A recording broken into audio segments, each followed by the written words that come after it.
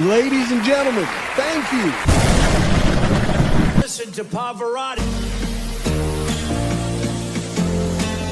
Can I be your superhero? Hello, welcome to The Revealing. I'm your host, Pavarotti, and I'm here to discuss the Idaho 4 case. More specifically, I'm here to discuss the post-conviction relief proceedings that old Pavi Swami has been predicting for over a year that would take place, that's currently taking place. Now, I put together a lot of theories around this particular aspect. My ultimate theory is post-conviction relief will be granted, not because of what we're seeing play out in front of our very eyes, but because it was all planned out by a lot of different parties involved way back during the plea agreement. And we're just seeing it now play out in real time in front of our very eyes. But keeping that in mind, it's always good for me to continue to predict these things and also offer, perspectives on what all I think is going to happen to make these things actually come to fruition. And we have an update because they did file for a motion, and that motion is going to be for a transcript of that plea hearing. Now, I find that to be very interesting. I mean, everybody's can, watch the plea hearing in real time. They know what's being said. The fact that they requested an official transcript of that hearing, though, tells me that it's going to be incorporated into a motion addendum.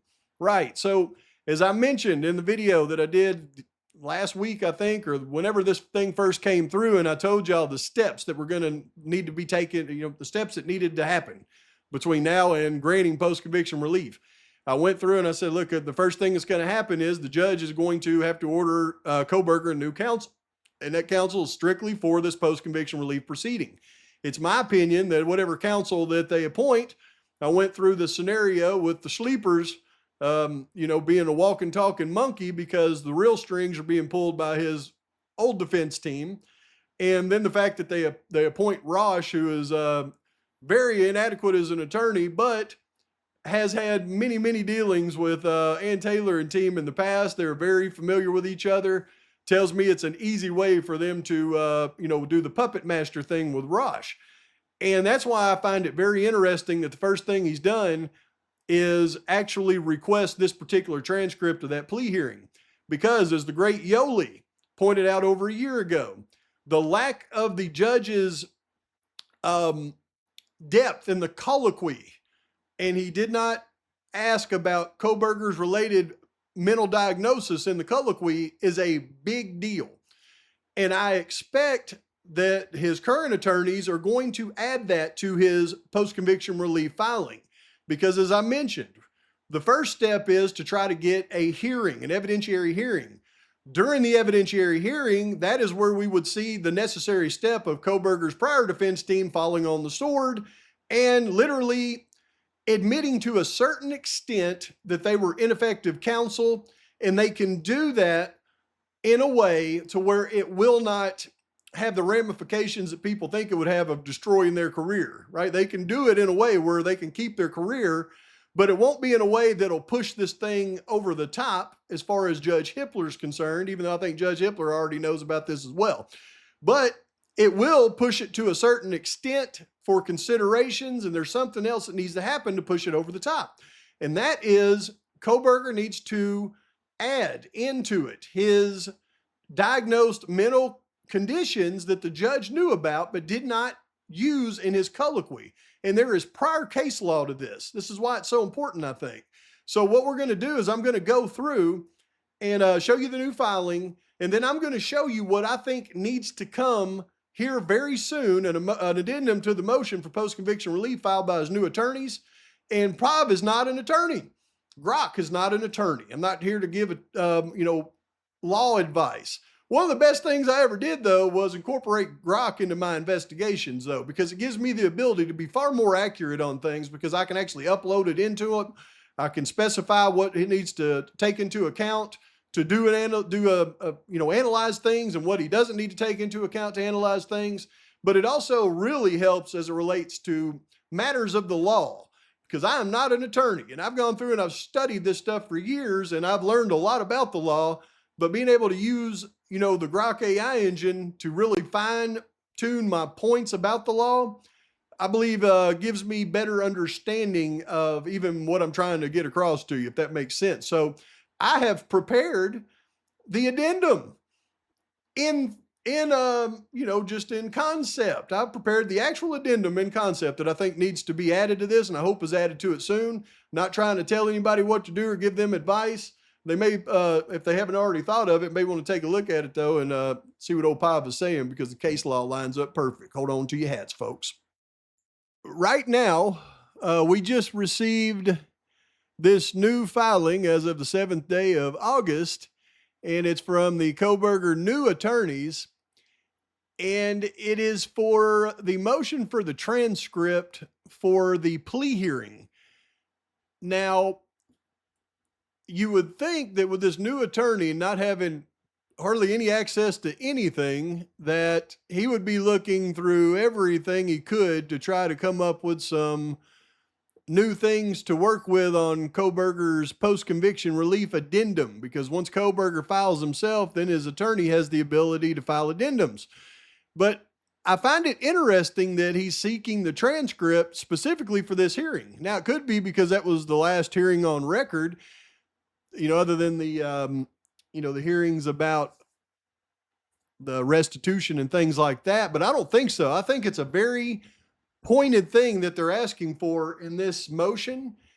And it leaves me back to my Pavi Swami thing, because what I have suggested and what I hope is happening is exactly what I've suggested in Pavi Swami land. And that is that the Koberger defense team not only must have had some conversations with Roush, because it would be following my progression just way too fast to happen organically, but also it follows it to a T of what should happen, because the motion for the transcript, you can see, comes now petitioner through his attorney's of record, the Roush and Associates, submits a motion for an order to produce the transcript and recording from petitioner's sentencing hearing in his criminal case. Why would this be important? Let me tell you, because in the sentencing hearing is when the judge conducted the colloquy. When he goes through and says, hey, are you guilty? Because you are guilty, did you fill out this form? All the things in the colloquy. And what have we talked about? That Yoli figured out a year ago that the biggest gap in this whole thing is the judge's colloquy, considering taking the circumstances of Koberger's diagnosed mental conditions, and the fact the judge didn't specifically address those in the colloquy. So what I'm hoping for is this is going to give them the transcript where they can point to that portion of the colloquy so that they can file an addendum that would absolutely directly reference this. And it's important because there is case law for that I believe is the final thing that is needed in this petition to get the judge enough ammunition to be able to say, okay, I grant this thing. Okay, if that makes sense. Now, Pavarotti is not an attorney. This is not legal advice to anyone. Grok is not an attorney. This is not legal advice to anyone. This is simply me going through and playing attorney with Grok, who seems to be pretty good at it. So after doing a ton of research on this subject, I've put together, along with the help of AI, what the addendum I believe should look like. Now, I'm not telling anybody to go use this addendum, but, I like to Pavi Swami things, and I like to give, ideas where maybe other people haven't Pavi Swami'd it, quite as well as I have. So let's take a look at what I'm talking about. This is a mock filing that I've put together along with the help of Grok that I believe should be added as an addendum to Brian Koberger's post-conviction relief, and it falls right in line with this motion for transcript for that plea hearing where the colloquy is able to be incorporated into the filing. Let's look. It should look something similar to this. In the District Court of the 4th Judicial District of the State of Idaho, in and for the County of Ada, State of Idaho, plaintiff versus Brian C. Koberger, defendant, case number CR 0124316665. Supplement to petition for post-conviction relief. Comes now the petitioner, Brian C. Koberger, by and through newly assigned undersigned counsel, and respectfully submits this supplement to his previously filed petition for post-conviction relief. Counsel has requested the official transcript of the July 2nd, 2025 change of plea hearing and reserves the right to further amend this claim upon receipt and review of the complete record. Number one is the ground for relief. The guilty plea entered on July 2nd, 2025 was not knowing, intelligent, and voluntary because the court, despite knowledge of petitioner's diagnosed mental conditions, failed to inquire during the plea colloquy whether those conditions affected his ability to understand the plea, the rights being waived, or the consequences of the plea. Relevant portions of the colloquy as publicly reported. During the change of plea hearing, the court conducted a colloquy that included, among other questions, the following. The court confirmed receipt of the written guilty plea advisory form and asked, did you fill out that document? Petitioner answered yes. Do you understand the questions that you answered in this document? Petitioner answered yes. And are the answers that are outlined in this document your answers? Petitioner answered yes. The court asked whether petitioner was thinking clearly. Petitioner answered yes. The court asked, are you pleading guilty freely and voluntarily? Petitioner answered yes. The court asked, are you pleading guilty because you are guilty? Petitioner answered yes.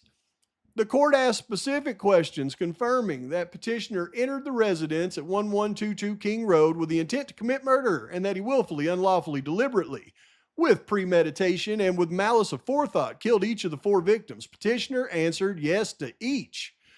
The court inquired into understanding of the charges, rights being waived, and consequences, receiving affirmative answers. The guilty plea advisory form itself disclosed that petitioner had been diagnosed in February 2025 with autism spectrum disorder, level 1, obsessive compulsive disorder, OCD, attention deficit hyperactivity disorder, ADHD, and avoidant restrictive food intake disorder, ARFID. The court was also previously aware of at least the autism spectrum disorder diagnosis from defense filings seeking to strike the death penalty. The missing inquiry would be number 3. Despite referencing the guilty plea advisory form and knowing of the diagnosis, the court did not ask any of the following or substantially similar questions.